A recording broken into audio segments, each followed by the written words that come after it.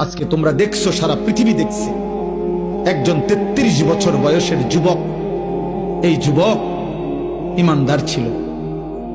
আমার প্রিয় ভাই, আমার কলিজার টুকরা ভাই শহীদ শরীফ উসমান হাদি রাহমাতুল্লাহ আলাই, এই নওজোয়ান ইমানদার নওজোয়ান 5 ওয়াক্ত নামাজ সে পড়ত প্রতিদিন। খুদার কসম, ফজরের নামাজ সে জামাতে পড়ত, ফজরের জন্য বন্ধুদেরকে ডাকতো। ফজরের নামাজ পড়ে তার সংসদীয় এলাকা, যেখান থেকে সে স্বতন্ত্র প্রার্থী হতে চেয়েছে, সেখানে ওয়ার্কিং করত।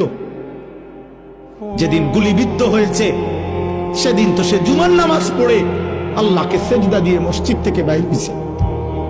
এর কিছুক্ষণের মধ্যেই সে গুলিবিদ্ধ হয়েছে।